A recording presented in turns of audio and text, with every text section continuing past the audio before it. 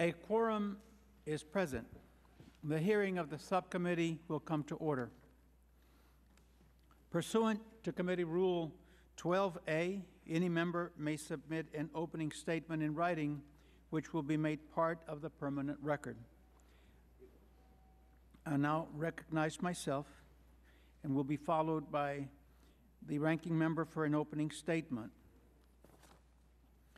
In 1972, Congresswoman Patsy Mink of Hawaii introduced a simple legislative proposal stating that no person in the United States shall, on the basis of sex, be excluded from participation in, be denied the benefits of, or be subjected to discrimination under any education program or activity receiving federal financial assistance.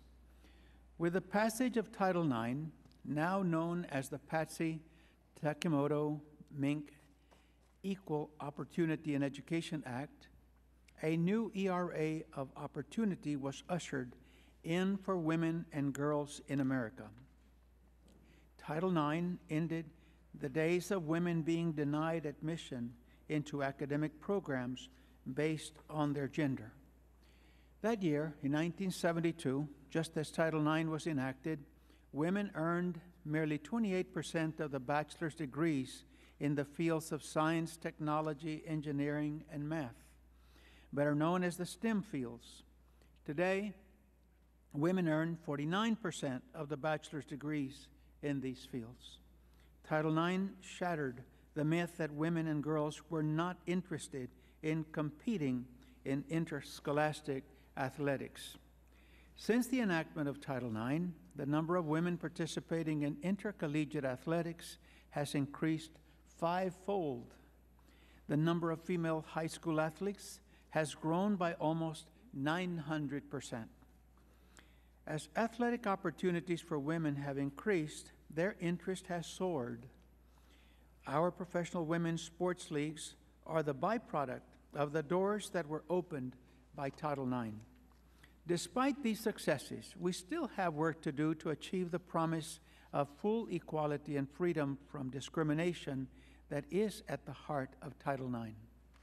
There are still gaps in support for women's athletics, gaps in participation in various disciplines in the STEM fields, and disparities in career and technical education programs. More critically, there's still much to be done to ensure that our educational institutions are free from sexual harassment. We have seen ongoing efforts to undermine the protection of Title IX through regulation or through litigation. Over the course of the last 35 years, we have learned that we can never take equal opportunity for granted. As we celebrate the success of Title IX, we also must look to the future and the work that remains to be done.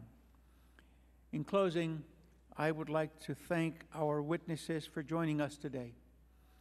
We are eager to hear your views and recommendations about how Title IX can strengthen opportunities for the next generation of women and girls in our schools and on our college campuses throughout the nation. Thank you for joining us today, and I would now like to yield to my colleague from Florida, the ranking member, Mr. Rick Keller, for his opening statement. Well, thank you very much, Mr. Chairman, and I join with you in welcoming our outstanding witnesses today, and I want to welcome everyone to today's hearing celebrating 35 years of Title IX. In addition to this hearing, yesterday the House voted to pass a resolution offered by Representative Hirono to honor the 35th anniversary of this law. Today we are here to discuss the success of Title IX and to review the issues that have emerged since the law was enacted back in 1972. Title IX simply states that, quote, no person in the United States shall, on the basis of sex, be excluded from participation in, be denied the benefits of, or be subject to discrimination under any education program or activity receiving federal financial assistance, close quote. While Title IX affects many aspects of education, from admissions to employment, most people associate it with school athletics. Institutions often struggle to comply with Title IX in this arena. While there are 3 different ways to comply with the law, most institutions attempt to comply with what's called the proportionality prong. I'm sure we'll hear more about that today. Some institutions also point to Title IX when examining the number of women in areas like math and science. I look forward to today's discussion on the successes and challenges of Title IX, and I thank today's panel of witnesses for being here to share their views and experiences. I yield back the balance of my time.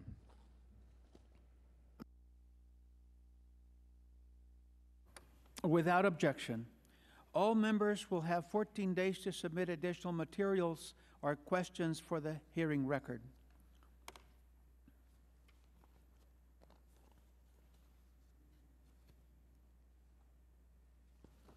Now, I would like to give some introductions of each and every one of our witnesses, and then we will begin hearing from the first one. Marcia Greenberger is the founder and co-president of the National Women's Law Center, established nearly 35 years ago in Washington, D.C. She has been a leader in developing strategies to secure the successful passage of legislation protecting women and counsel in landmark litigation, establishing new legal precedents for women. And she is the author of numerous articles. She is nationally renowned with awards too numerous to delineate in this brief introduction. Marcia received her JD from the University of Pennsylvania in 1970, has also worked in private practice, and since 1972 has dedicated herself to this center.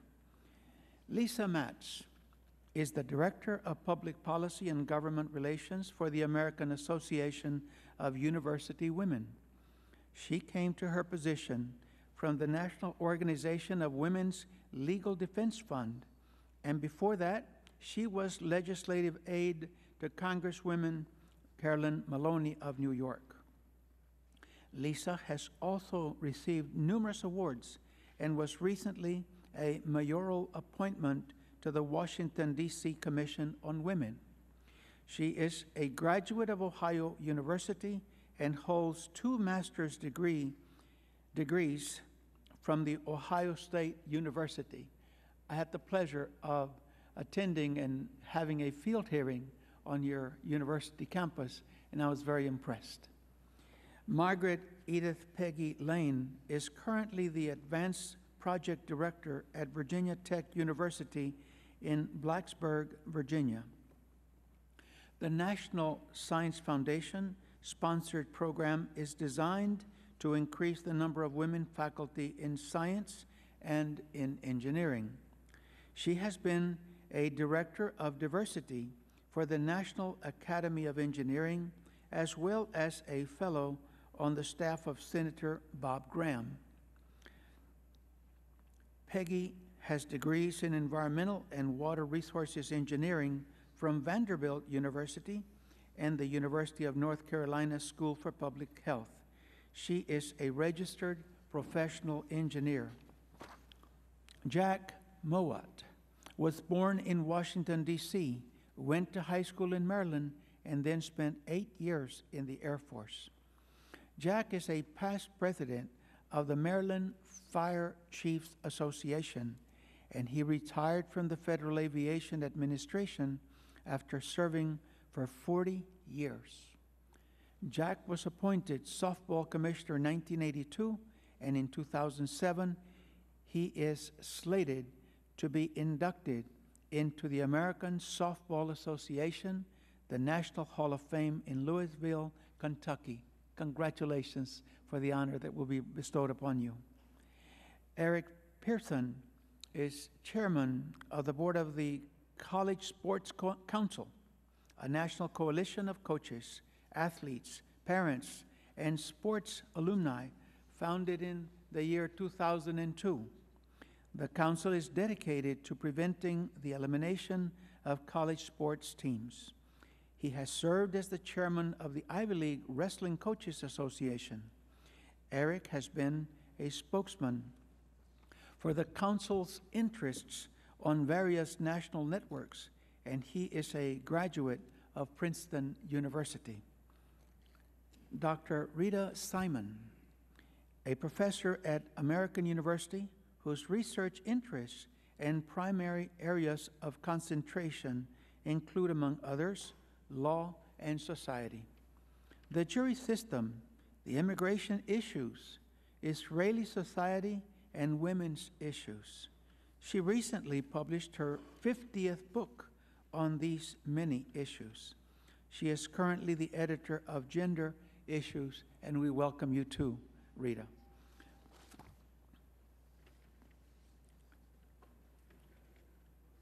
Again, I welcome, together with all members of Congress, to all of you as our witnesses.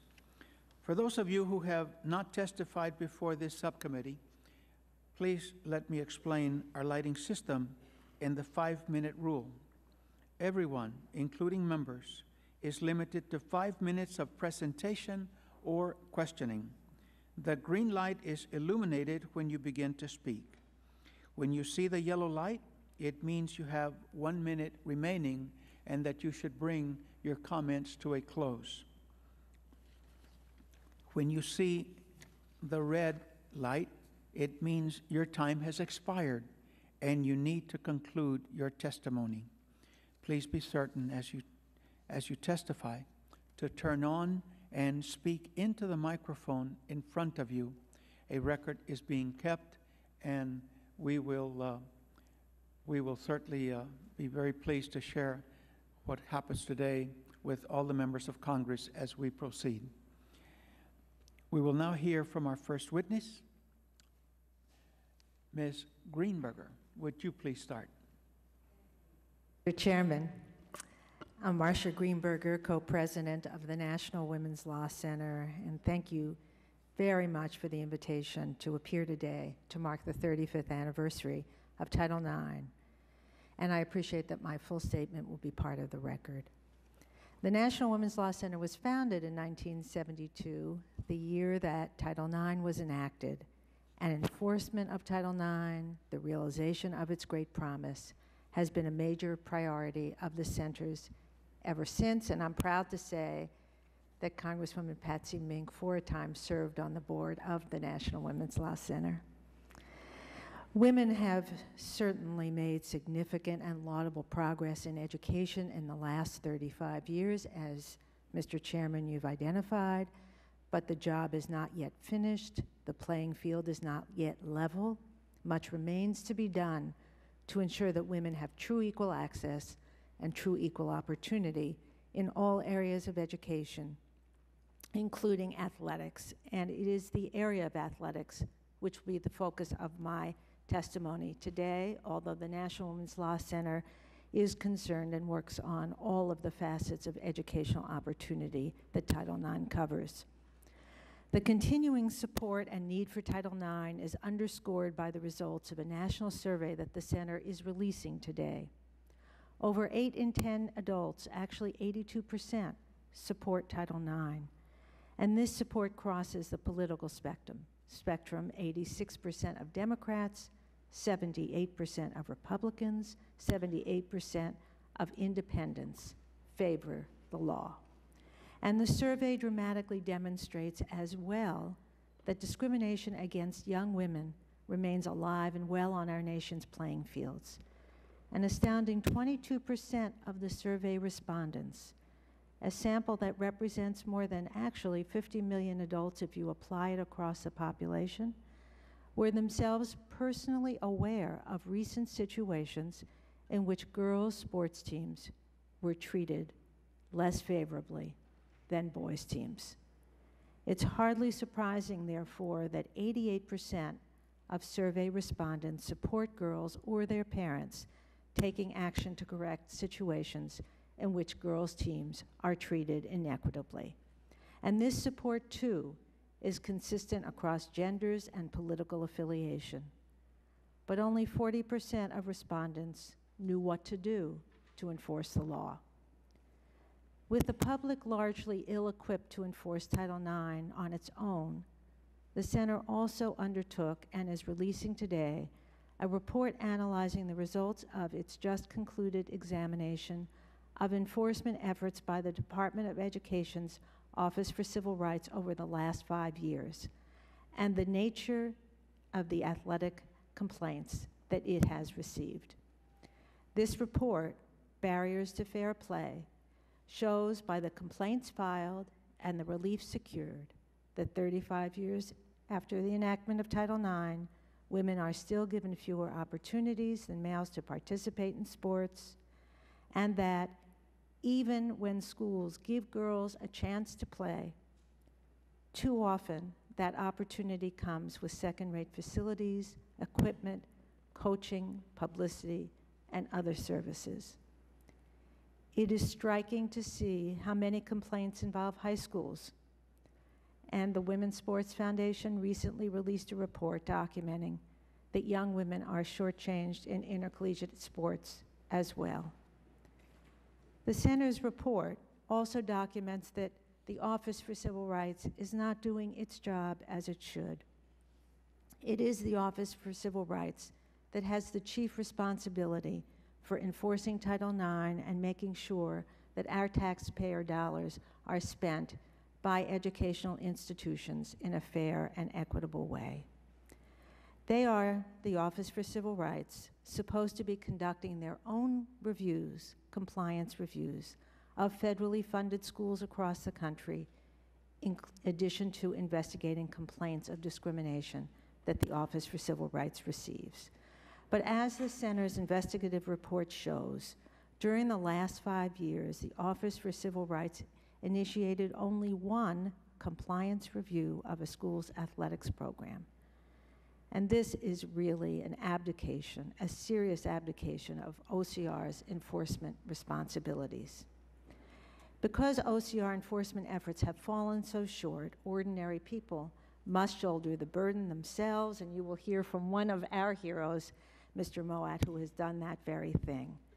We need more people who will be able to vindicate their own rights, and as a result, the Center is issuing Breaking Down Barriers also today, a new report which we prepared with DLA Piper Law Firm to explain to advocates how to vindicate those rights. We call on Congress, however, to step up also to help with the enforcement of Title IX. First of all, to engage in oversight responsibilities with the Office for Civil Rights to be sure that it's doing its job, which we think our report documents it is not doing as it should.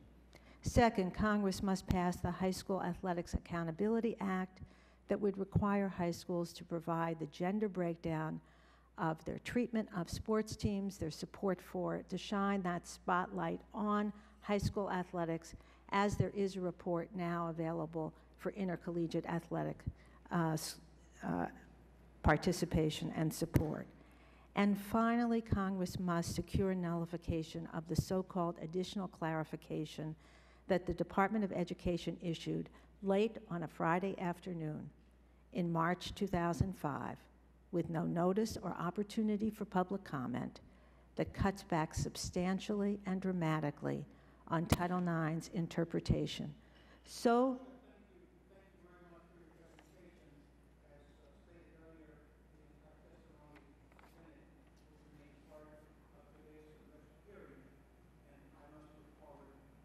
we have quite a few witnesses to speak today. thank you. With that, I recognize Ms. Matz.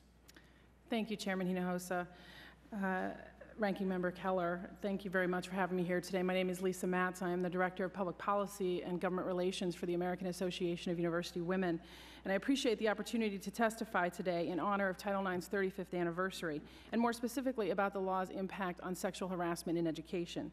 Founded in 1881, the American Association of University Women has over 100,000 members and a proud 125-year history as a vocal advocate for education and equity for women and girls.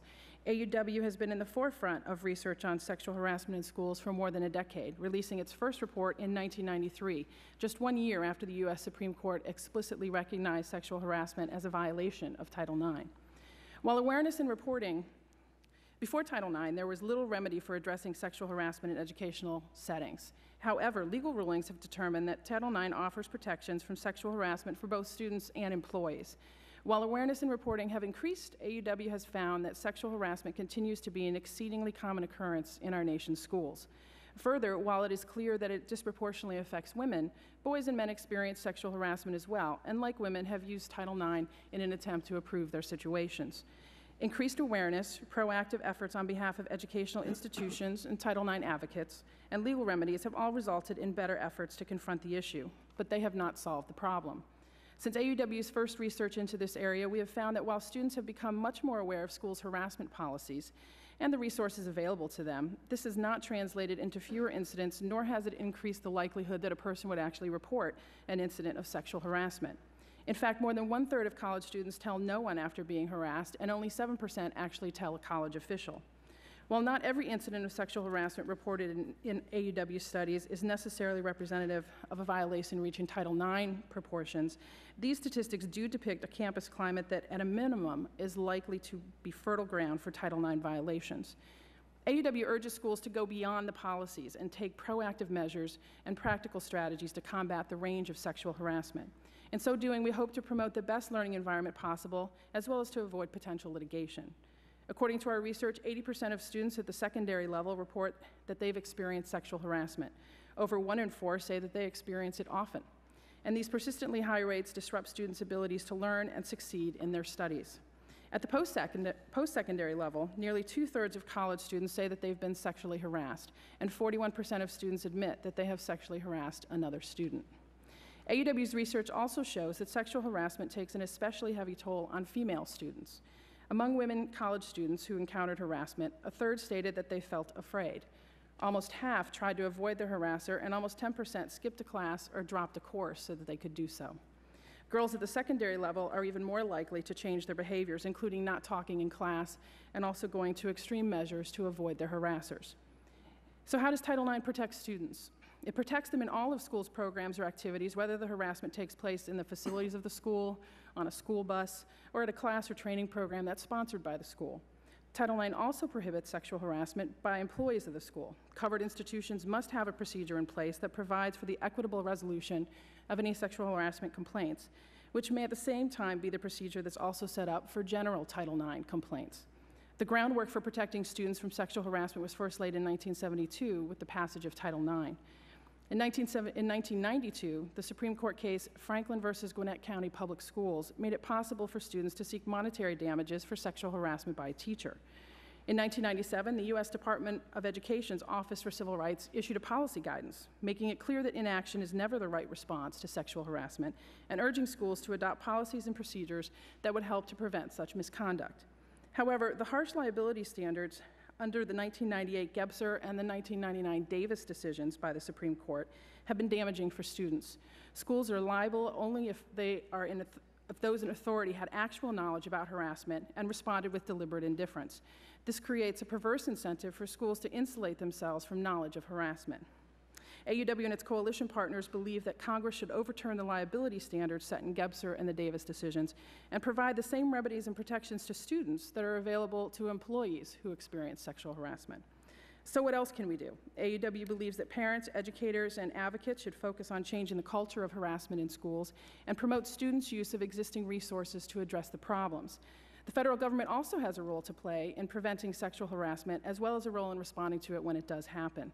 School policies aren't enough, and we must have strong, proactive, and effective Title IX enforcement. First, educational programs and institutions must perform their Title IX responsibilities, including naming a Title IX compliance officer. Second, educational institutions at all levels must create, publicize, and enforce clear and accessible sexual harassment policies so that we can proactively protect and educate all members of a school community.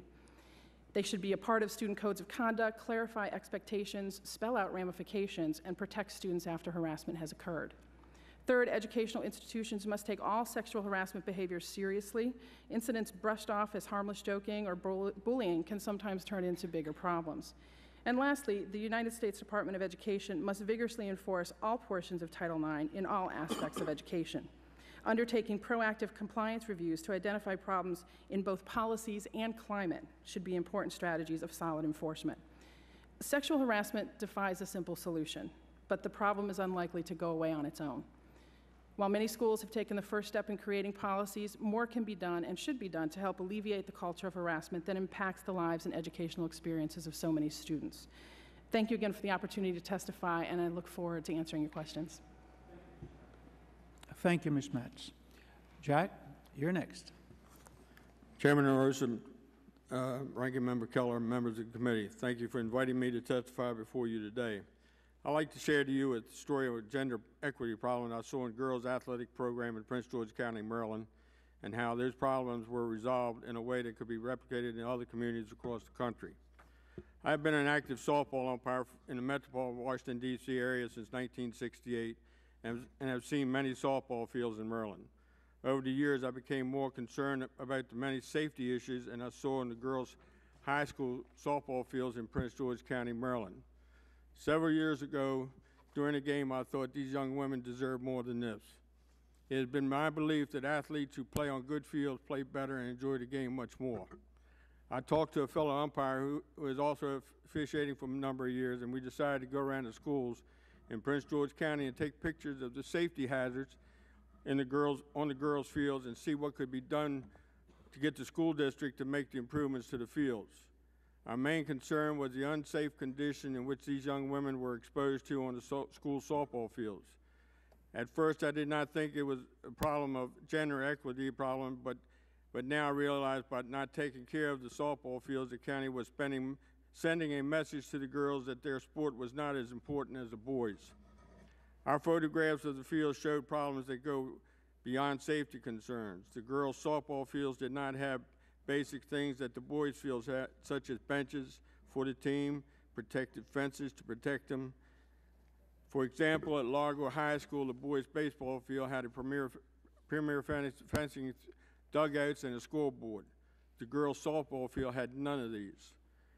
After we had taken the pictures of every high school softball field in Prince George County, we presented the county athletic director with the photographs and asked him to make improvements to the fields. We also requested help from the former school superintendent. Unfortunately, after numerous conversations, nothing was done to improve the girls' fields. After a year, when we saw that Prince George County was not responding, one of the softball coaches and I contacted the National Women's Law Center in 2003. Together with the center, we did a more comprehensive investigation of the treatment of female athletes as compared to male athletes in Prince George County. We found serious problems in the way girls' teams were treated, including the number of participant opportunities offered to the girls and the amount of money the school district spent on girls' sports. The center sent a letter to the attorneys for the Prince George County schools in the fall of 2004, describing all the ways in which the girls were not being treated fairly and reminding the county of its Title IX obligation. Fortunately, the county stepped up to the plate and recognized that it needed to make changes. Over the next year and a half, the center, together with the attorneys from the D.C. office of Steptoe and Johnson, negotiated an agreement that included all middle and high schools in the county require equal treatment for girls and opportunities to practice and play, funding and facilities, and many other areas.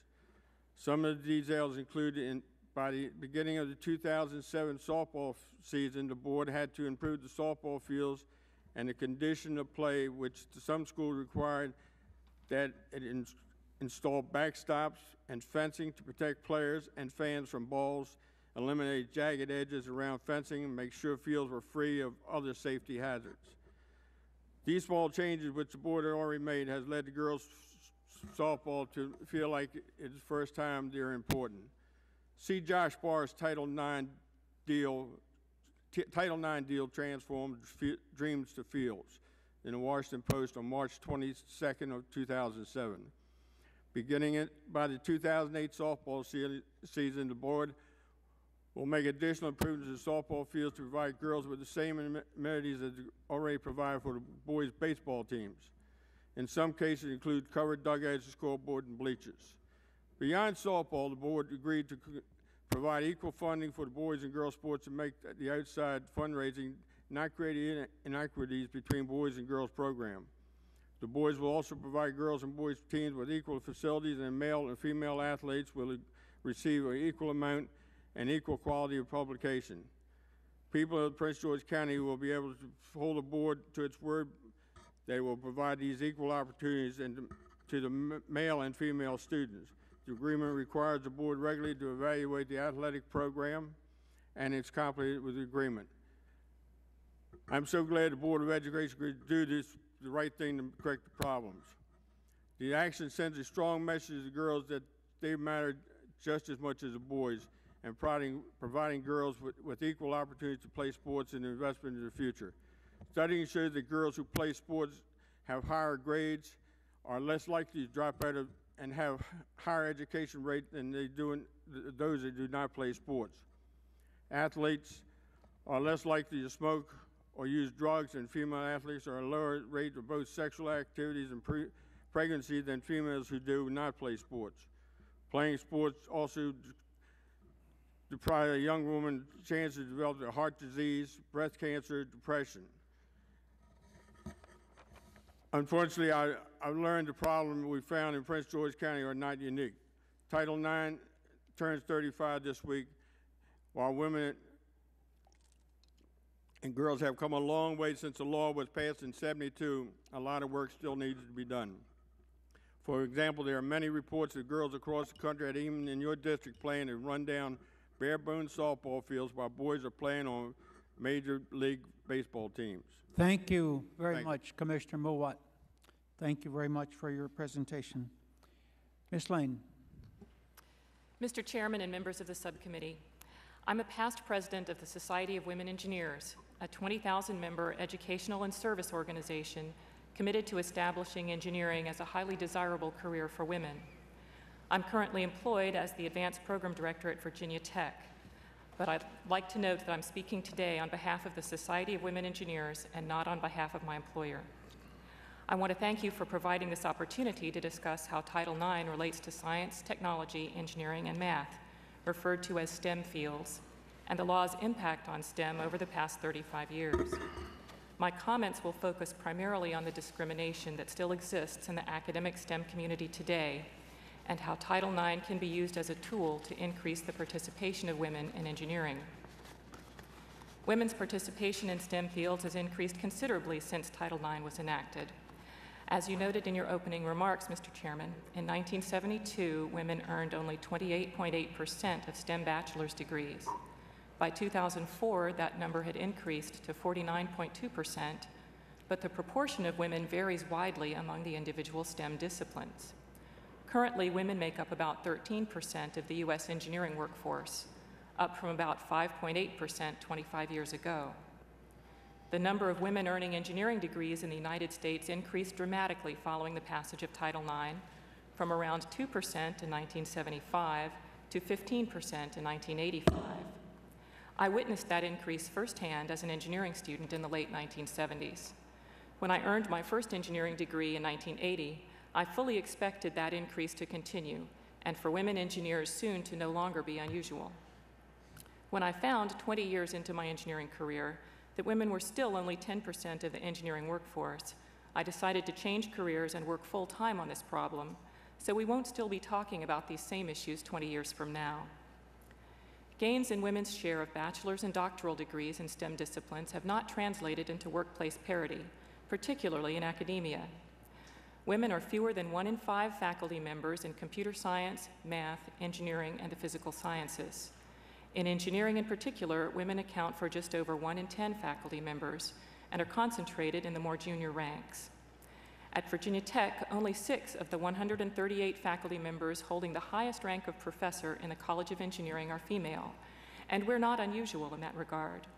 In fact, the American Society for Engineering Education reported in the fall of 2005, Virginia Tech had the 3rd highest number of women in tenured and tenure-track engineering faculty positions in the U.S. At Virginia Tech, we've found that 78% of male faculty, but only 41% of female faculty believe that all faculty members are treated fairly regardless of gender. In an interview, a male engineering faculty member told us that the way women are treated in his department is a big issue. He said, quote, "I'm friends with many of the women. They tell me stories about what's been going on. I can scarcely believe what people say to them." These findings are again not unique to Virginia Tech. A National Academy of Sciences study highlights the issues that impede women's progress in STEM. The report, Beyond Bias and Barriers, Fulfilling the Potential of Women in Academic Science and Engineering, points out that both bias and structural barriers built into academic institutions and the occupation of professor limit many women's ability to be hired and promoted. It also notes that women faculty are slower to gain promotion than men, are less likely to reach the highest academic rank, have lower salaries, and are awarded less grant money than their male colleagues.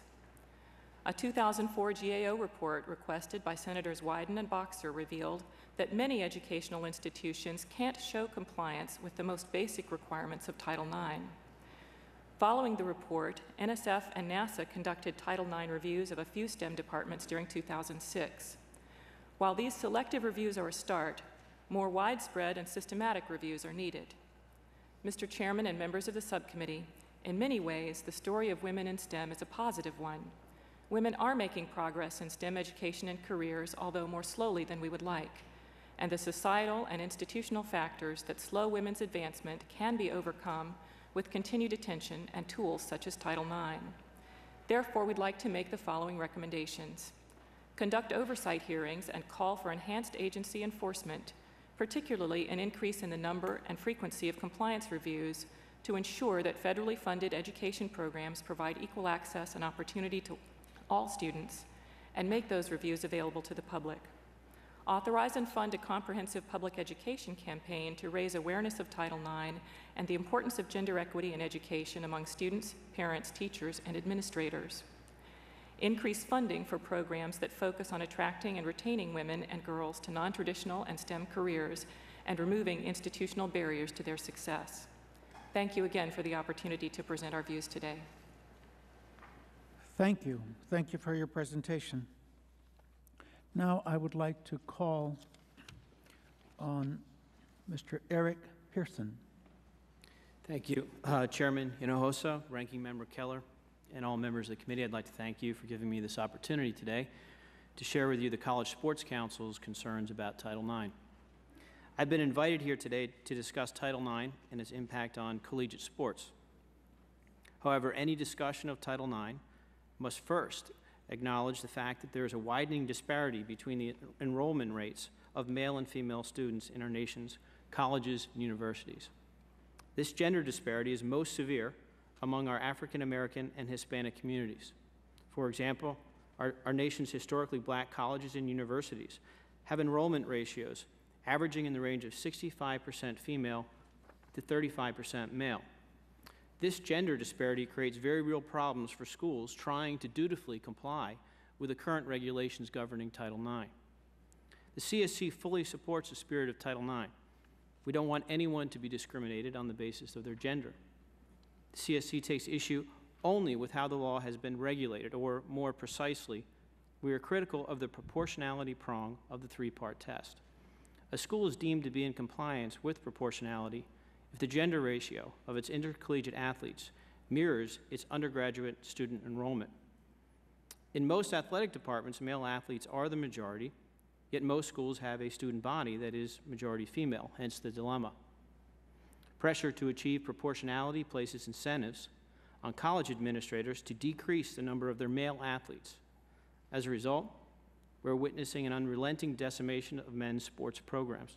Just in the last year, James Madison University announced that it would eliminate 10 teams in order to bring its athletic department in line with proportionality. Other schools like Rutgers University, Slippery Rock, and Ohio University have also recently instituted cuts of multiple teams. Since 1996, proportionality has been recognized as the safe harbor for complying with Title IX. Every time someone mentions that a school is out of compliance, whether right or wrong, proportionality is almost always referenced as the measure of non-compliance. A case in point is the report card recently created by the Women's Sports Foundation. It rates schools, assigning letter grades based on proportionality alone. Unfortunately, HBCU member schools rate poorly. For example, Howard University, located here in the District of Columbia, received an F grade. Howard University is typical of most of the HBCU member schools. Its undergraduate ratio is 67% female. In 2002, Howard eliminated its baseball and wrestling programs, despite offers from its alumni to help with the funding. As a result of proportionality, opportunities for young male students to play sports are being severely limited.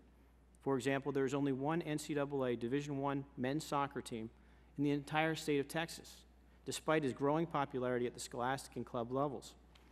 Funding is frequently cited as the reason for these limitations, but from the CSC's experience, this simply is not the case. The CSC is regularly contacted by athletes and former athletes who would like to start and fully fund teams for male students. They are told by school administrators that proportionality prevents them from adding any men's teams.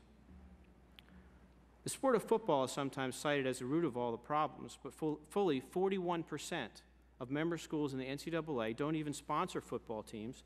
In addition, among the NCAA Division 1A schools that are considered the big-time programs, there are only 118 football teams, which represents only 11% of the total of NCAA schools. Therefore, it's unfair and untrue to say that all the problems with Title IX compliance are due to football. Title IX was never intended to limit participation.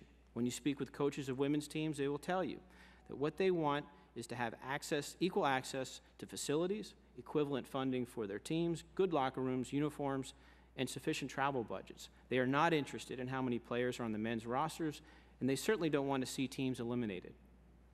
We believe that reform of Title IX can go hand in hand with efforts to increase enrollment of male students on campus. If schools like those included among the HBCUs didn't have to worry about proportionality, they could use athletics to attract more male students to their campuses, rather than narrowing down opportunities for male athletes. With slight modification, a solution may be found in the third prong of Title IX's three-part test, which already has an interest and abilities component. Currently, the regulations only protect the interest of the underrepresented gender, in other words, the female athletes. The CSC recommends that male students also be included in any and all measurements of interest. Through regular student surveys, athletes should be given a voice of record and a degree of influence in the process that determines the school's sports sponsorship. Reforming prong 3 of Title IX would create incentives not only to retain programs, but also to add new teams. The current system of Title IX enforcement is unsustainable. If left unchanged, we'll continue to see the widespread limitation of athletic opportunity for male athletes. In the end, the harm done to male students will continue to disproportionately affect those athletes from our minority communities. In closing, I'd like to say it's been 35 years since Title IX was passed into law, and the environment of today's college campuses is very different from the era of the 1970s. Female undergraduate enrollment now surpasses male enrollment, and today NCAA schools sponsor over 1,000 more teams for women than they do for men. Thank you very much. Thank you, Mr. Pearson. Now I'd like to call in Dr. Rita Simon.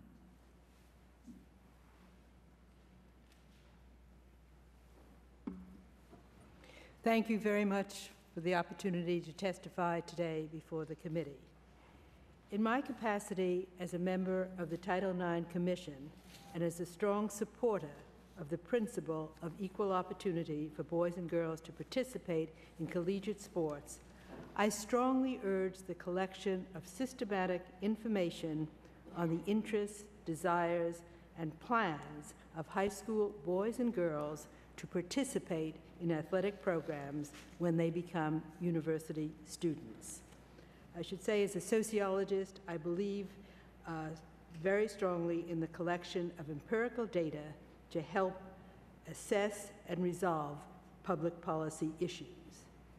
Now, what I mean by the collection of systematic information is the sending out of surveys on a regular basis to a random sample of high schools throughout the country. For example, surveys should be sent from state universities to a sample of high schools in that state at the beginning of the academic year. The high schools would then distribute the questionnaires to boys and girls who have just entered their senior year. The questionnaires would contain a series of items on respondents' interest and their participation in athletics. They would be asked to indicate whether they have been and are currently involved in any kinds of high school sports. swimming, track, basketball, etc.? Are they on the school's team in some sport? The next series of questions would ask about future plans and hopes. Respondents would be asked if they plan to go on to college after high school graduation. The completed surveys would be divided into two categories, boys and girls. The responses will tell us the percentage of boys and girls who do participate in athletic programs in their high schools and the specific sports that they play, and the percentage by gender who would like to participate in athletics at the collegiate level. What percentage plan to apply for an athletic scholarship and for what sport? The questionnaire responses will provide us with empirical data about the overall percentage of boys and girls who are interested in and plan to participate in collegiate sports. Are the responses close to the 50% in scholarships that have been set aside for full-time boy and girl undergraduates? Are the responses more like 70% boys and 30% girls who express interest, or 65% girls and 35% boys who express interest in athletics?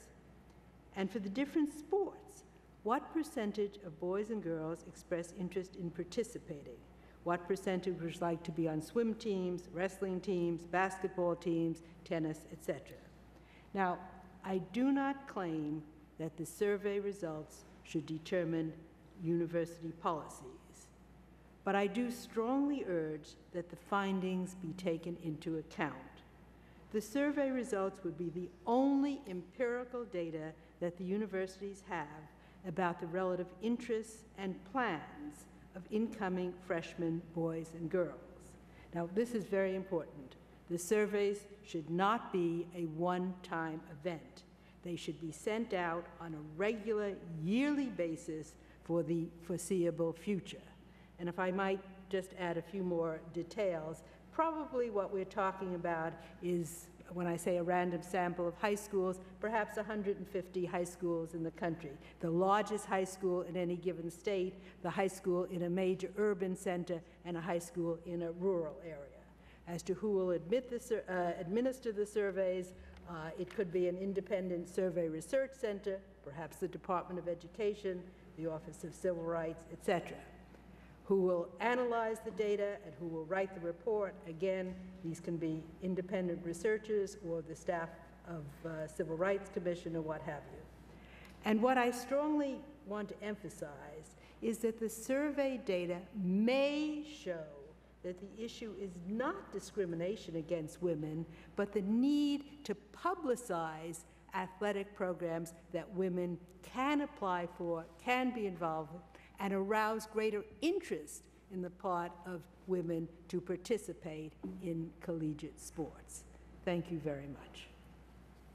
Thank you very much, Dr. Simon.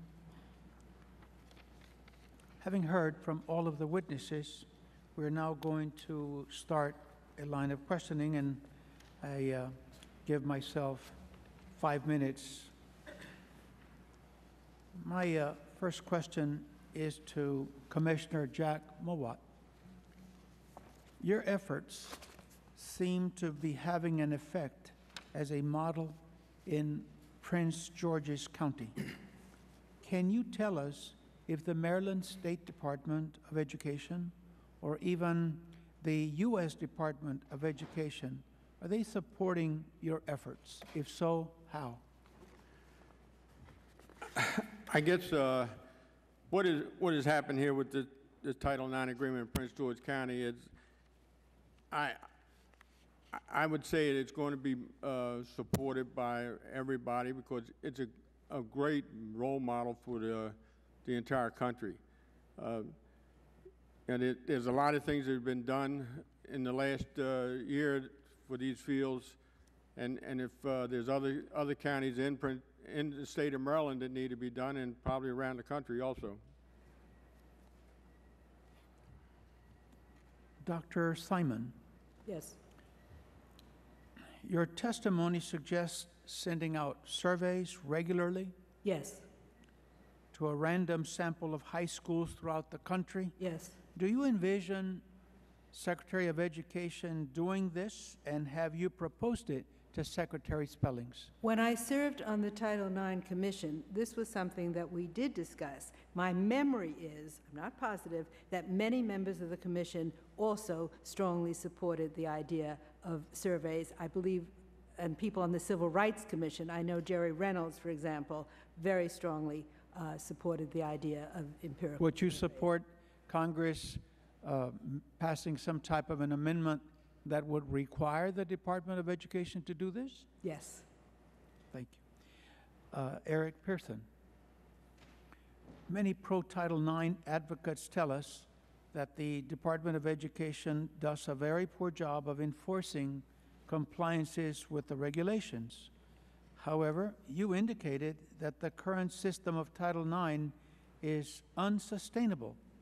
Is your point that there is too much or too little enforcement?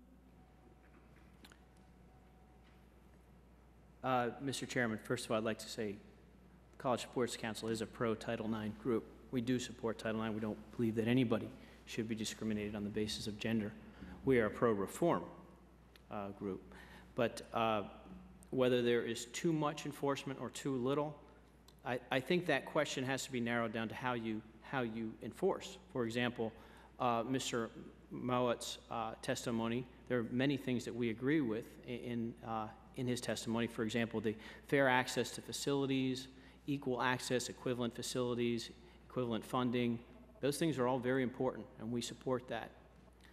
My concern, and our concern as an organization, is if we focus only on proportionality, inevitably it incentivizes administrators to decrease the opportunities for male athletes to compete.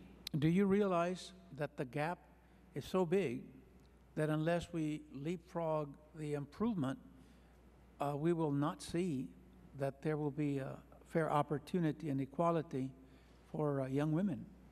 It seems to me that listening to the testimony and what we hear out in the field is that there isn't sufficient enforcement and there isn't a mindset at the federal level to try to inject the federal investment to close that gap. So how would you propose to speed this up? I think in your question, there's a very important question, and that is, what is gender equity? And how do we define it? And when do we know we're there? Is gender equity strictly proportionality? Then perhaps we'll never achieve gender equity without eliminating almost all opportunities for males.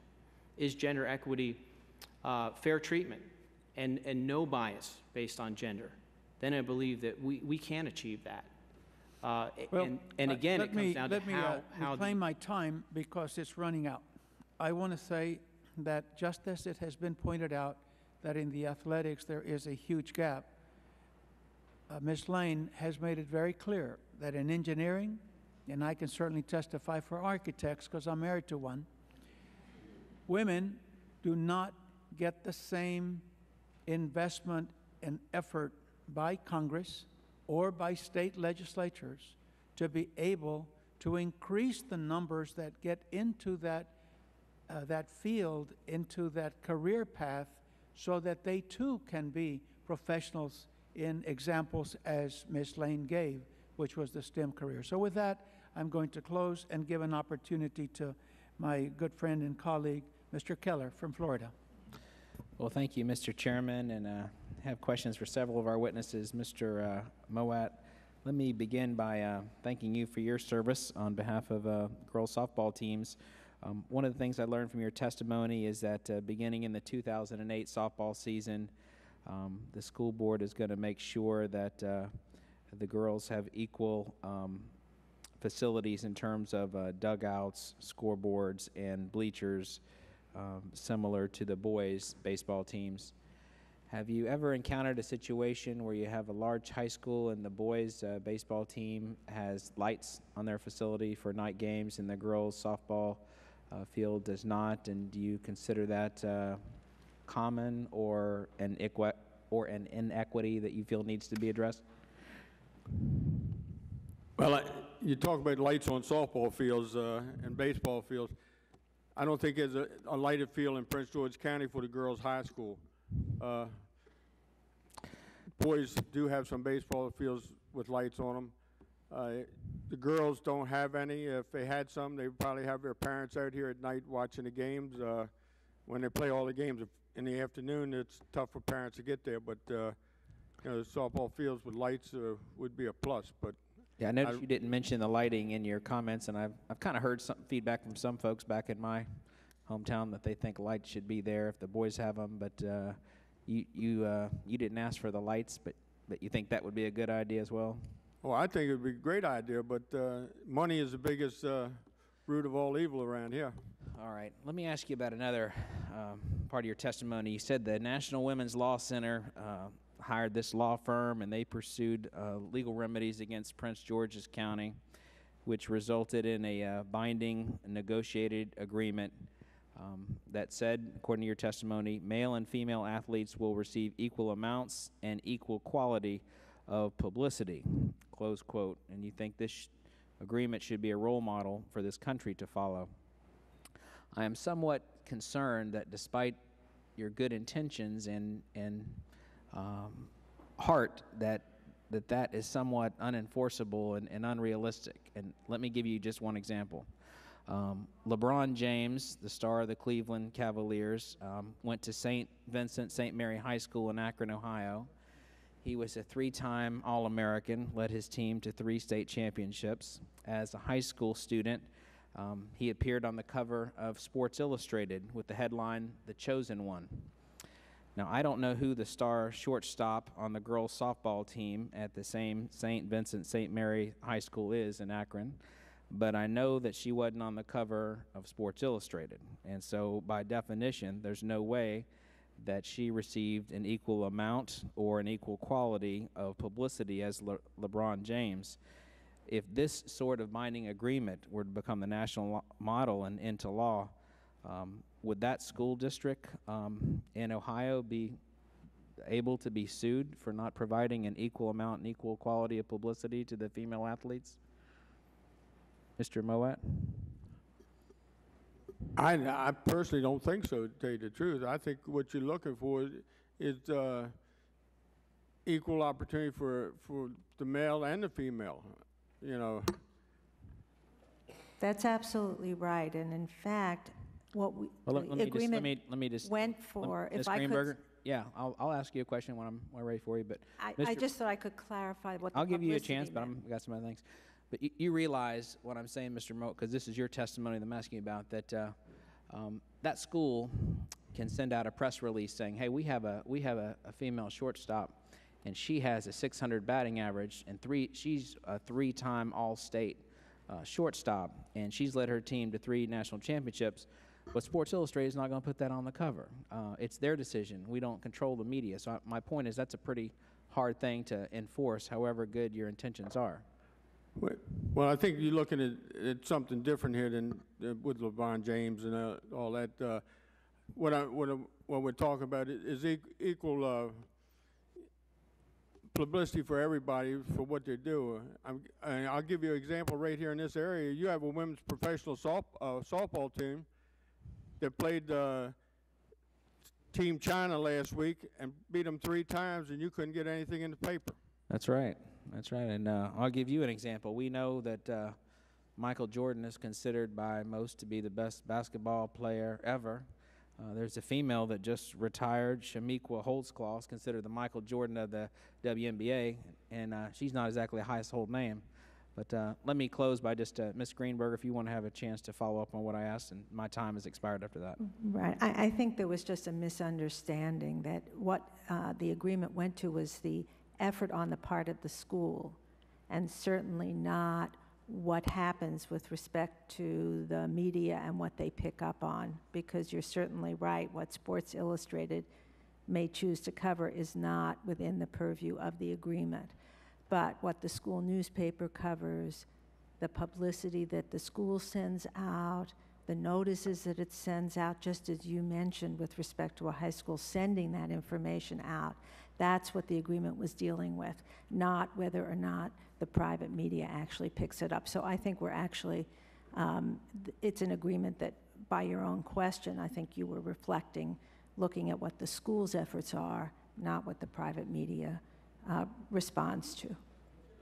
The gentleman has expired, and I would like to say that ordinarily I allow members of Congress to speak in the order in which they arrived, but this time I want to exercise a point of privilege and call on Congresswoman from Hawaii, Mazie Hirono, who is very special to this Title IX in that she went to the House floor yesterday and called to our attention the 35th anniversary of Title IX and the author of that legislation, Patsy Mink, with whom we served here in Congress on this Education Committee. And I would like to call on her for her 5 minutes of questioning. Thank you very much, Mr. Chairman, for holding this hearing, and I'd like to thank all the members of the panel for appearing. I think it is really important as we celebrate the 35th anniversary of Title IX that we bring out some of the remaining issues and challenges before us. And I note that the panelists focused on different aspects of Title IX, but one area that I'm interested in, before I proceed further, I'd like to thank Mr. Mowatt for literally going to bat for the young women in your jurisdiction. It just goes to show that private citizens have a major role to play in the enforcement of Title IX. I thank you very much. I'm interested in pursuing this idea of sending out surveys. And I think, Ms. Greenberger, your testimony was cut short because your time ran out, and I think you were getting into this area. Dr. Simon, you indicated that you thought this was a good idea, and in fact, I think that is what the DOE was contemplating doing, in sending out surveys as a way to determine whether there was real interest among presumably women in pursuing athletic opportunities. The concern I have here is that this kind of survey could merely confirm to a large extent the effects of socialization and discrimination and the attitudes and notions that young women may have as far as the opportunities for them in athletics, and therefore the survey, as I said, would reflect socialization and culturalization as opposed to a true understanding of the potential for them under Title IX. And Ms. Greenberger, if you would like to react or respond to my concern about a survey. And may I respond afterwards? As is always the case, the devil is in the details of what kind of survey we might be talking about, and then what use those surveys are put to and whether they are misinterpreted. The Office for Civil Rights, in this clarification that they issued, said that, and this was for the first time, that in the collegiate level, not the high school level, as Ms. Simon was recommending, that schools be allowed to send out emails to students. A notoriously unreliable way of expecting to get feedback, of course, is sending out emails to students or virtually anybody, and then to determine what their interest is in playing. And then lack of response. This is the most outlandish part of the whole proposal. Lack of response, schools would be allowed to interpret as a lack of interest, and they wouldn't have to look at another thing. So it's a way of eliminating schools' obligations to do a serious look to see what is the real interest of young women in playing sports on their campuses. And I have to say that to the credit of the NCAA, they urged all of their member institutions not to follow that and take advantage of that enormous loophole that the Office for Civil Rights was creating, because it was on its face so irresponsible to tell schools that an email is enough and the lack of response equates to lack of interest. I wanted to just make one other quick point, if I could, and that has to go to the interrelationship between all the different forms of discrimination that we've been talking about. And I was glad to hear Mr. Pearson say that he could understand the problems with those fields in Prince George's County. And if you had seen the photographs that Mr. Mowatt took, you'd be pretty taken aback at the quality of the fields. Well, once those fields were improved, not only did we have a safer situation for those young girls in Prince George's County, but it won't surprise you to know that we've seen a dramatic increase in the number of girls interested in playing. So the interest of girls is there if they're given a safe opportunity to play. As Mr. Mowatt said, if they're given publicity so they know the opportunities are there to play. Before I go to you, Dr. Simon, is this rule that was, or this proposal, is that in place already to allow schools to take this kind of email survey? And is there anything we can do, those of us who have a concern about the lack of a scientific really basis for that kind of survey being the deciding factor? Is there something we can do to stop this? Yes, well, the Office for Civil Rights issued it as a final interpretation without notice, without comment, on, as I said, a late Friday afternoon. And in the spring, when many schools were on break. So we've asked the office, called on Congress to do several things. First of all, to ask the Office for Civil Rights to explain itself and how it could possibly justify this kind of interpretation. Secondly, Congress should be directing the Office for Civil Rights, and has a variety of tools at its disposal to do that, not to be using that clarification as a justification in the way that it enforces Title IX. We think it does a disservice to schools because it would never be held up in a court. Thank you. Mr. Chairman, is my time up? Yes, it is. Okay. I'm sorry we couldn't get to you. Perhaps someone else could offer the opportunity for you to respond, Dr. Simon. Thank you. Thank you. I would like to now call on the gentleman from Virginia, Congressman Robert Scott. Thank you, Mr. Chairman. Ms. Greenberger, I wanted to follow up on that same issue. In your response, you attacked the notoriously unreliable aspect of sending out these emails. You did not respond to the idea that you may be perpetuating stereotypes. I'm sure if you sent out an email on STEM, science, technology, engineering, mathematics, that you would have a gross disparity between boys and girls, which by virtue of an accurate sample would suggest that these colleges don't have to comply. Can you say a little bit about the perpetuation of stereotype part of the question? Yeah, Congressman Scott, that's very true, and there are many ways of criticizing this clarification beyond what I got to, and that's a key way.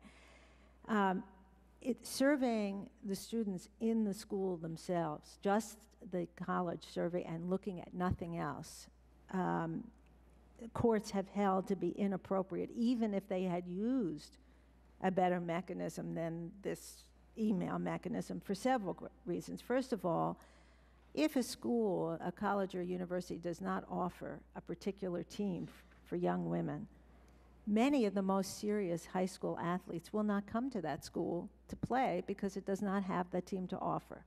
So they've already sort of screened out many of the most likely players for particular teams if all they do is survey the students who are currently at the school and don't look at the teams offered in high schools around the area that might be the recruiting area for the university or the college. Don't look at what the teams are in other universities or colleges and the like.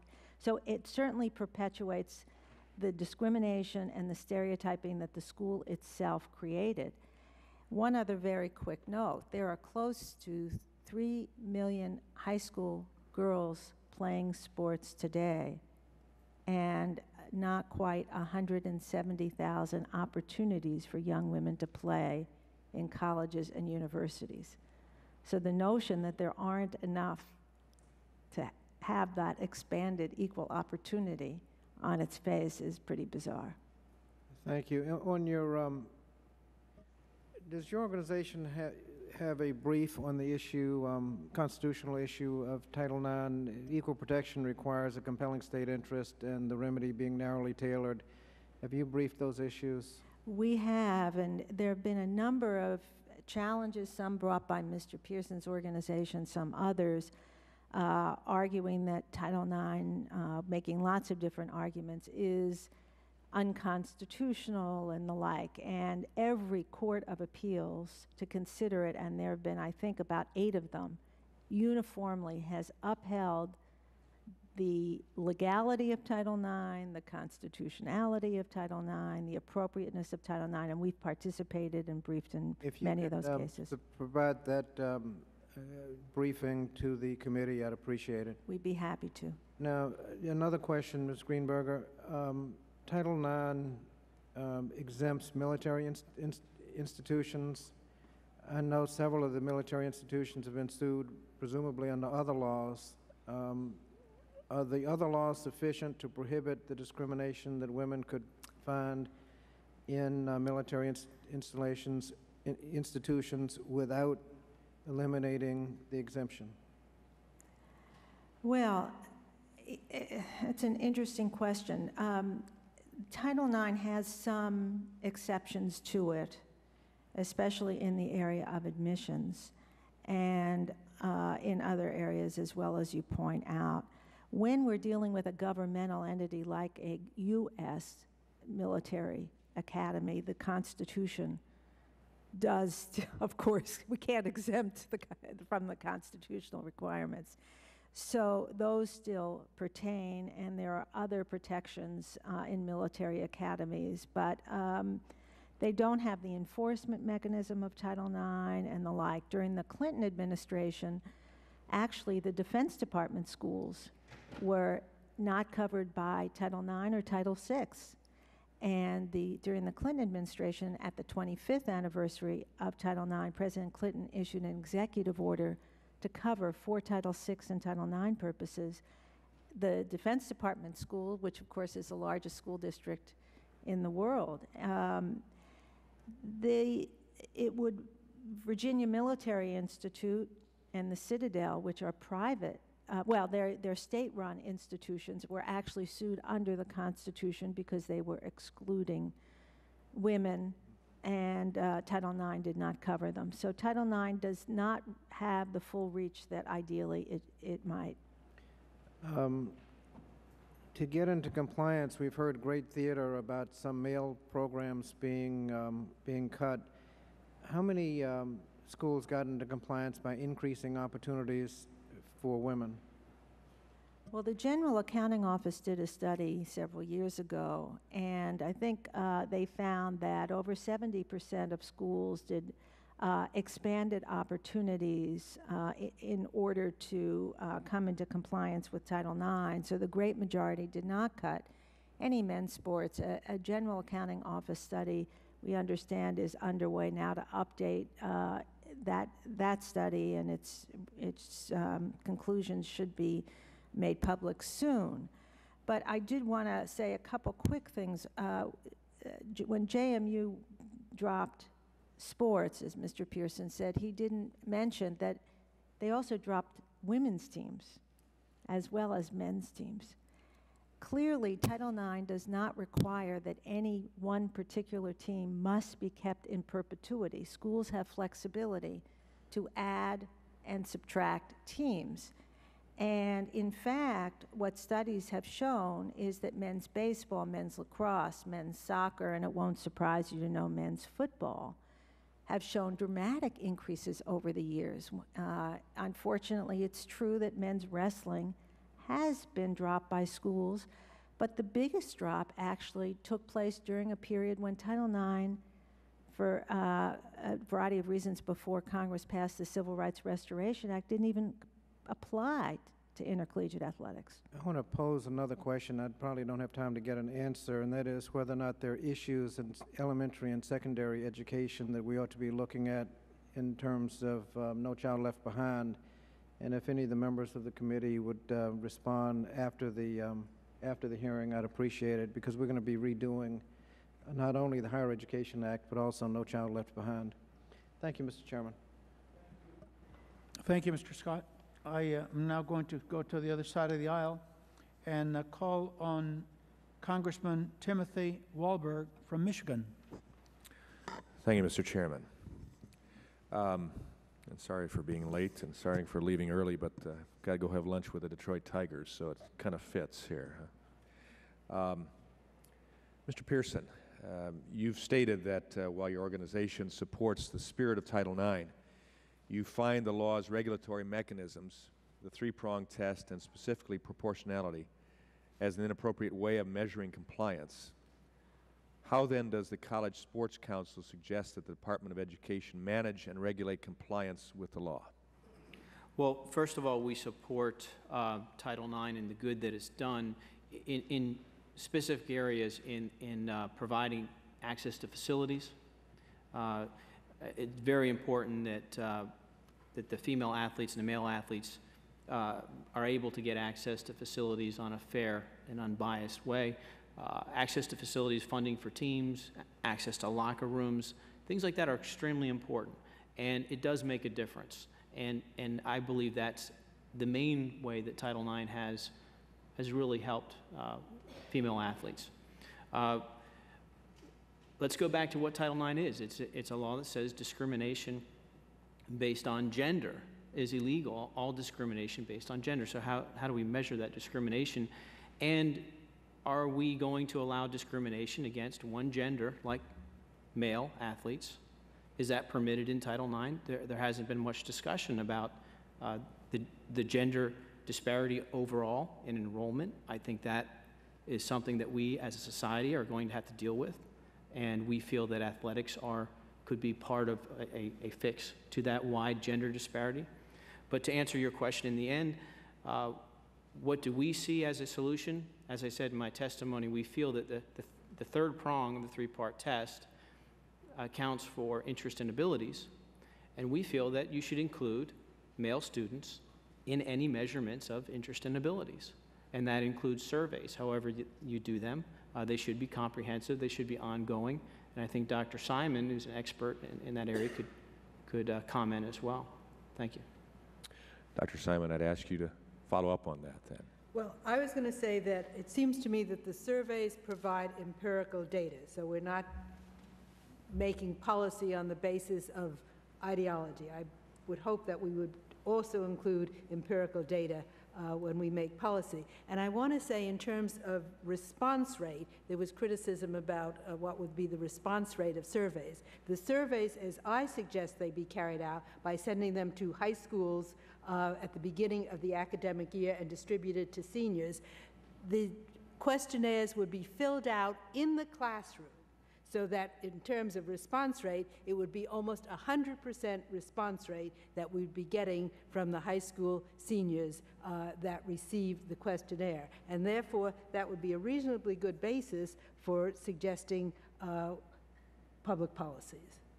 Okay. Thank you. I would yield to my ranking member, Mr. Keller. Well, thank you, Mr. Wahlberg. And back to you, Dr. Simon. I know that Ms. Greenberger and Ms. Hirono were questioning you a little bit about the surveys. You just had a chance to respond a little bit to the response rate issue and how you would address that. Is there anything else? Very important. Is there anything else you would like to respond to based on the questioning of this survey system as someone who's actually served on this Title IX commission? Well, one of the other things that, of course, the surveys would do is it could arouse curiosity and interest on the part of perhaps some of the recipients as to, gee, maybe it would be fun to participate in collegiate sports. It could be, and it may be more high school girls than boys who hadn't considered it. But getting a survey and asking them these questions might say, it might be fun to run track, or it might be fun to try out for the tennis team or something like that. So the surveys could also stimulate interest in it as well as provide data. Could the surveys also have a benefit by being applied to areas outside of athletics, such as careers in math and science? Could be. Okay. What about your service on that commission led you to feel so strongly about this data collection issue?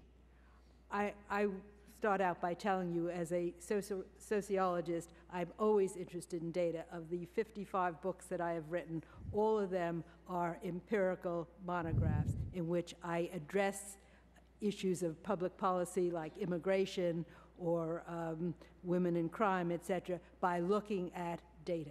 So I came on to the commission being concerned with, what do we know? Your PhD is from University of Chicago. Which I know as a sociology minor, that's considered, I would say, the Harvard of sociology, but even higher than Harvard, actually, in the field of sociology. We always felt that way. Absolutely. Well, thank you. I also taught at the University of Chicago. You bet. Folks who couldn't get into my alma mater, East Tennessee State, had no choice but to go to the Harvard or University of Chicago. Just teasing. But thank you for your questions, all of you, and I yield back the balance of my time. Thank you. And now would like to call on the gentleman from Massachusetts, Congressman John Tierney. Thank you, Mr. Chairman. And I tell the ranking member that similar in my state is people that couldn't quite get into Salem State College ended up going to Harvard and did that. I just think it's appropriate, Mr. Chairman. You and I both had an opportunity to serve with Patsy Takemoto Mink, and it's appropriate to be talking about a bill that she authored and did such a great job on. She was such a tremendous member. And Congresswoman Hirono is certainly doing a great job in following in that seat. Ms. Layne, you mentioned earlier the barriers to women in STEM courses in some of the higher education institutions. Would you talk a little bit about what some of those barriers are and what we might do to deal with them? Well, there are barriers along the entire pathway of interest in and pursuit of STEM careers, and many of them are highlighted in the National Academy's report that I mentioned, so I'd refer you and your staffers to that for details. But they include teachers and guidance counselors at the K-12 level who continue to discourage girls from pursuing math and science-related careers, to the atmosphere and the teaching methods used in college classrooms that in many cases don't appeal to girls in the same way that they appeal to boys, even to the level of the kinds of examples used in college classrooms that are areas that are typically of more interest to boys than to girls. My particular focus in my current position is on faculty careers, and we've done a lot of work trying to revise university policies that allow women faculty to have the same kinds of opportunities to reach their fullest potential as the male faculty. A particular problem for women in tenure track positions is the timing of the tenure decision for young faculty, which often coincides with the prime childbearing years. So women are put in the position of trying to either postpone having children until after they have achieved tenure, or trying to balance establishing their research and academic careers at the same time that they're raising young children. So all of those issues are described in more detail in the National Academy's report. Thank you. Thank you. Ms. Matz, would you care to respond to Mr. Pearson's discussion on proportionality? We haven't heard as much from you as perhaps we should on that. Thank you, Congressman. Well, first of all, I think part of what we're talking about here is the survey that Ms. Simon is talking about is not what the Office of Civil Rights is proposing. That's the first thing to make clear. It is basically civil rights enforcement through spam in terms of what the Office of Civil Rights has proposed. Part of what they're trying to do, which I think is fundamentally problematic, is that they are requiring that girls and women prove their interest in sports, which in many ways is completely contrary in terms of perpetuating the very stereotypes that Title IX was actually implemented to address. So in some ways, we're actually, I think, going a step backwards in terms of what they're proposing. In terms of proportionality, the thing that's really clear that I think the committee needs to know is that there are 3 prongs. Any school can use any one of those prongs. Each one of those prongs is equal to the other in terms of being able to satisfy compliance with Title IX. And in fact, the vast majority of schools use prong 2 and 3. So part of what we're talking about here, I think in some ways, is chasing an argument. The reality is that girls and women are still underrepresented in sports. There's still stereotypes out there, as Mr. Mowatt has talked about, in terms of how we provide services for them, and I think that that's critically important. If I might make one other point, I think in terms of the STEM fields, what my other colleague was just talking about, this is also an area where we need to consider the sexual harassment issue, because we do know that in terms of the pipeline for women and girls interested in STEM fields, sexual harassment is actually one of the reasons that they jump out. And so that is one thing that we can do in terms of improving the climate on campuses and in schools for girls and women who are interested in going into those fields. And as we all know, we need more. We need more women, we need more men going into those fields, because that's the engine of the 21st century economy. It's important for Homeland Security, and it's really a high-wage, high-end job as well. Thank you. Let me just end with one general question. Intramural sports. We've talked a lot about intercollegiate sports, but are the opportunities for students on intramural aspects where we want them to be, or is there work to be done in that area as well? Ms. Greenberger, I see you nodding your head, so maybe you... Well, I think certainly in all areas of sports and at every level there's room for improvement. And I have to say a couple things on that front. First of all, proportionality is often discussed at a collegiate level, but those standards and principles apply at a high school level and below too. So to the extent that this is being challenged and attacked, it's really going down to the younger levels and our public schools' obligation to give broad opportunities to young girls growing up so that they can see for themselves the benefits, the lifelong benefits of sports. And that gets me to your point about intramural sports, club sports, physical activity in general, as we know, is not being provided and to our young people to the degree it should, male or female, and certainly at younger ages too, with very devastating lifelong health adverse consequences.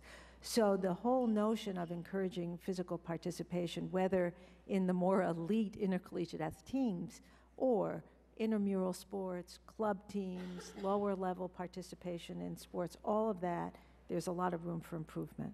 Thank you very much. Thank you very much, Mr. Chairman. Yield back. The gentleman yields back, and now I would like to ask unanimous consent that the statement of Joyce M. Roche, the President and CEO of Girls Incorporated, has presented me with a statement, and I ask unanimous consent that it be allowed into the permanent record. Hearing none, so be. I now am pleased to call on the gentleman from the great state of New York, Congressman Timothy Bishop. Thank you, Mr. Chairman. Thank you very much for holding this hearing. I want to go back to the issue that, that Ms. Matz just spoke about and put a question to Mr. Pearson. Proportionality is one of only 3 prongs that a school must satisfy in order to be in Title IX compliance. So, and the whole focus of both your written testimony and your testimony this morning has been on the issue of proportionality. And so if a school is resorting to proportionality in order to qualify or satisfy Title IX obligations, as I understand it, they are either implicitly or explicitly acknowledging that they have failed the test on the other 2, that they cannot point to program expansion that is responsive to the interests and abilities of the underrepresented sex, nor can they say that they have fully accommodated the interests or abilities of the underrepresented sex. So if we have a school that is acknowledging their deficiencies in those 2 areas, why is it that we should cut them some slack on proportionality? I mean, why, and how does cutting them some slack on proportionality advance the general interests of that school? Congressman, going back to the 3-part test, and you've heard that there are 3 ways to comply. Right. One is proportionality. One is really just a step towards proportionality. It's a measurement of whether or not they've added a team for females in the last 5 years. And the third is measuring interest and abilities, demonstrating that you have met interest and abilities. And that prong is never held up in court. Brown University tried to demonstrate that they had measured the interest of their student athletes, and it didn't hold up in court. So what happens is there's a migration towards proportionality as the safe way to comply, the safe harbor. And that's why we've advocated ways for schools to have a concrete way to measure interests and abilities so they can feel safe with that prong, because a lot of pressure comes from interest groups threatening lawsuits. So as far as cutting them slack on proportionality, is that? Yeah, well, let me try a different approach. Let's forget interests and abilities and accommodations. A school would have to acknowledge that they have not been responsive to the interests and abilities of the underrepresented sex in order to, if they are in effect foregoing prong 2 and going to proportionality, right? So they would have to acknowledge they have been unresponsive. Now, why is it not in the school's interest to be responsive? Here's I guess, the thrust of my question. College participation rates, college going rates among women have increased. Are we aware of any data, either empirical data or impressionistic data, that says that part of that increase in college going rates on the part of females is that they now have more access to intercollegiate activities and they have greater ability to satisfy their interests in college? I guess where I'm going with this, if Virginia Tech had a sudden increase in the students who accepted their offer of admission in math, I would assume that Virginia Tech would offer additional sections of entry-level math courses freshman year to accommodate that interest, correct? Certainly. Okay. So why is it that we ought not to be encouraging schools to participate or to meet the expectation levels of those students, and why is it not in the school's interest? Schools are going to build enrollment if, in fact, they're satisfying the interests of their students. Well, it can go the other way as well. If you're saying you want to increase enrollment, and part of my presentation was about increasing enrollment on the male side. We've got a serious problem with the disparity in enrollment between male and females. And proportionality, when you apply proportionality, it's going to exacerbate that disparity. Proportionality does not help female athletes as well. There are many sports teams at JMU. Marcia Greenberger mentioned JMU dropped 3 women's teams. And we are seeing an alarming trend of dropping small roster women's teams as well, because schools are just counting numbers. It's easier for them to have walk-on athletes join a rowing team and have 100 athletes come out than have these gymnasts who've practiced all their lives and there are only 7 people on their roster or 10 people on their roster. Tennis teams are being dropped. At JMU, it was also an archery team and a fencing team. So it's proportionality, from our experience, is not serving women well. What is serving women well when it comes to Title IX is the equal access to facilities, funding for teams, equivalent salaries. These things are very important. But proportionality has a track record of not working. Not only is it hurting men, but it is not helping women. When you cut a men's swimming team, you hurt the female athletes that are on that swimming team because they train together. And it affects the culture of the whole team. And that's happening across the board. You're seeing track teams, men's track teams being dropped, men's swimming teams being dropped, where they keep the women's team. And it affects them because they train together. My time has expired. Thank you, Mr. Chairman. The gentleman yields back.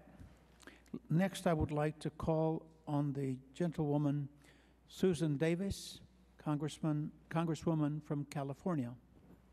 Thank you, Mr. Chairman, and I apologize for having missed your presentations. And I have a good sense of what you were saying, but I wanted to go back to the issue of women pursuing higher degrees in the STEM area and the STEM degrees. And just if you could help, I guess, all of us understand, and we've been talking a lot about how women can best compete, but it's really more the global competitiveness as well that we're concerned about. How much is that really impacting our ability to compete? And because we don't have women seeking higher degrees in higher STEM degrees, that means we don't have the faculty, that means we don't have the people really in front of young women. But beyond that, what do you think is really happening for the country as well in that area that we should be very aware of? Or is this a big problem? Well, it certainly is a big problem. For many years now, the majority of PhD degrees in engineering have gone to non-U.S. citizens.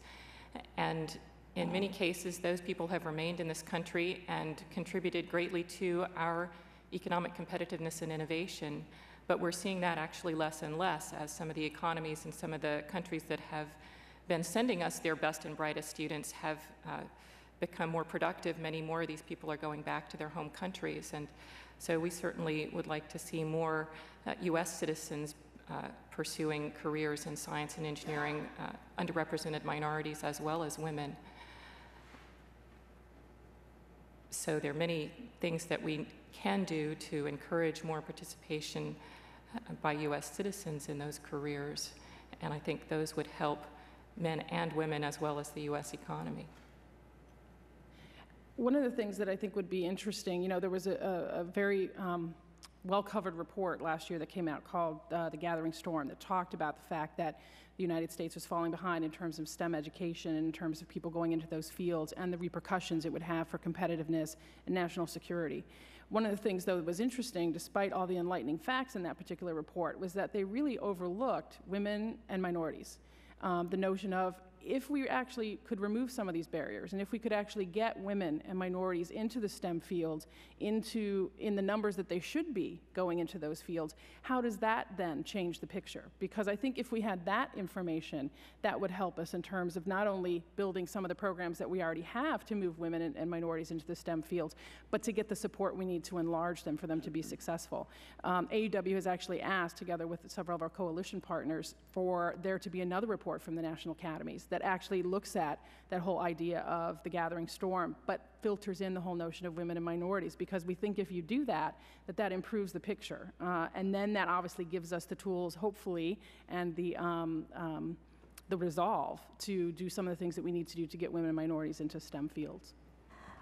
I think one of the things that is important in the context of Title IX is to realize that there has not been, as was said, the kind of attention to this area that there needs to be. There's a lot of public attention to athletics discrimination because it's hard to miss, it's so visible. But this is an area, in STEM area, where it's less visible and much more subtle in the kind of barriers and discrimination that is still at play, and therefore really making sure that our enforcement agencies, the Departments of Education, the Office for Civil Rights, should be looking at this area. But so, as the General Accounting Office study had shown a couple years ago, should our other government agencies that have Title IX enforcement that could be looking at Defense Department contractors and all kinds of other educational and training grounds that Title IX addresses to try to encourage this pool. And because the discrimination continues and builds upon itself from the lower grades to the higher grades to faculty to promotions to tenure decisions to research grants, all of that is of a piece that needs to be addressed for the sake of the country as well as the individual women and people of color. And I think urging better Title IX enforcement is very important. I guess I would ask, at those levels, as you've developed that all the way up, to the higher levels, if there is one place that we should focus that key in terms of legislation, perhaps, or oversight, where would that be? I mean, where do you think the biggest problem lies in that ladder of opportunity? In terms of STEM fields, particularly? In terms of STEM fields particularly, yeah. Well, it's interesting because there's been some great work done by groups like Girls Inc. and the Girl Scouts who've talked about how girls really face a barrier when they hit adolescence and the whole peer pressure that comes into play when they might have already developed an interest in STEM kinds of subjects, but then other things, parental pressure, school pressure, and teaching, pedagogies, as well as their peers come into play and can really derail girls in their adolescence. I think that's certainly a place that we need to look at that would be particularly important. I'd also obviously defer to Peggy.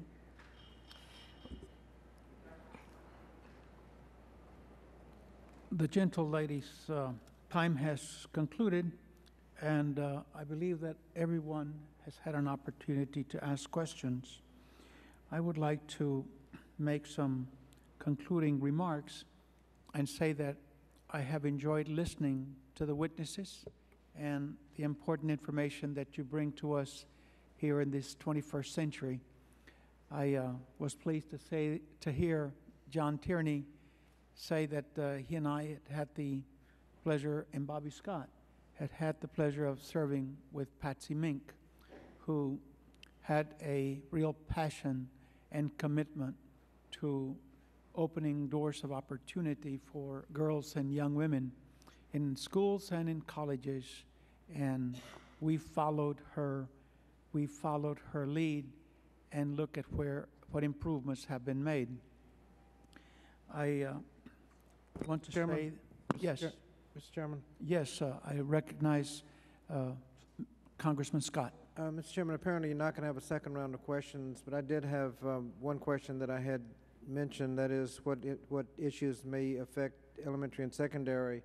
And I'd also like to pose another question for them to answer, if they please, and that is when you have programs, STEM programs to encourage women to get into the STEM fields, do those programs actually work? Do girls actually get into those fields? And if you could provide some success stories, we'd appreciate it, and what we can do to actually accomplish that goal. Thank you. All witnesses are allowed to give answers to the question that Congressman Scott asked. I know that all the other committees are meeting, and some are members of those committees, so I have to respect their time also to be able to get to those committees. But I will say that it has certainly made me realize that of my 5 children, 4 are daughters and 1 is a young man. And my 2 older daughters are teachers, and they were rooting for this hearing because they said that they had not been recruited to play sports, and that they wish now that somebody had at least recognized that they could have been college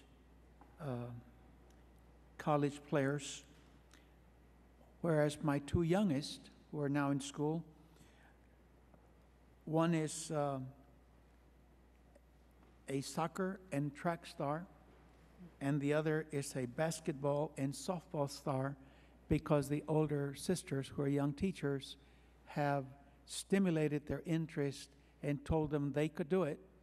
And sure enough, both of them are straight A in their academic work, and also beginning to be recognized that they took and kick the ball and shoot the basketball and do those kinds of things. So they're very, very proud of themselves. So with that, I want to say that, as previously ordered, members will have 14 days to submit additional materials for the hearing record. Any member who wishes to submit follow-up questions, that did Congressman Scott, in writing to the witnesses, should coordinate with majority staff within the requisite time. Without objection, this hearing is adjourned. Thank you. Thank you. Thank you.